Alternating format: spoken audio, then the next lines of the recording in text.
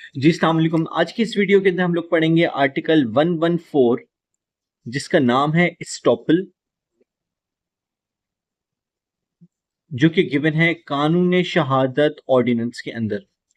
Estoppel एक ऐसा concept है जिसके अंदर ये बताया जाता है कि अगर आपने during the proceeding of the trial किसी भी एक केस के अंदर अगर आपने कोई एक फैक्ट को डिस्क्लोज कर दिया, एक फैक्ट के बारे में बात कर दी कि ये चीज ऐसे हुई थी, ठीक है जी, उसके आपने हक में बोला, उसके आपने हक में बोला, एक केस के अंदर एक फैक्ट के हक में आपने बोला कि जी ऐसा हुआ है, ठीक है जी। आगे जाके इस केस का क्या ताल्लुक होता है, क्या नतीजा निकलता है, that is different part and parcel of the thing.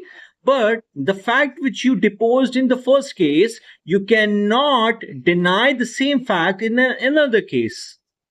इसका मतलब ये कि अगर लेट सपोज कोई दूसरा एक केस दाखिल होता है और इस दूसरे केस के अंदर सेम फैक्ट की बात होती है, तो सेम फैक्ट को आप वहां पर डिनाई नहीं कर सकते।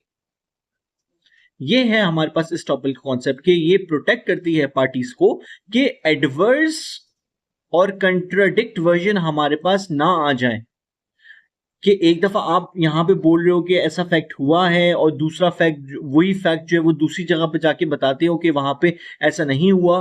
तो कोर्ट ऐसी पार्टीज को, ऐसे लोगों को बार करती है, स्टॉप करती है। ये एक लीगल प्रिंसिपल है कि आप एक जगह पे पेश, आप यहाँ पे हाँ बोल रहे हो, वहां पर जो है वो फिर ना बोल रहे हो, तो होगा ये कि एक दफा जो आपने यहाँ पे हाँ बोला था, यहाँ पे जो आपने फैक्ट को डिस्क्लोज किया था, उसी को मानते हुए चला जाएगा। अब उस फैक्ट को आप यहाँ पे डिनाई करके अपना कोई न्यू क्लेम जो है वो आप उसको एक्सरसाइज नहीं कर सकते, उसको नहीं बोल सकते कि भाई मैंने तो ये हो गया था, फला हो गया था, या कुछ भी हो गया था। लेकिन एक दफा फैक्ट आपने किसी एक केस के अंदर बोल दिया तो वो आगे भी कंटिन्यू रहेगा, आप उसको आगे जाके डिनाई नहीं कर सकते। ये है हमारे पास इस टॉपिक का कॉन्सेप्ट।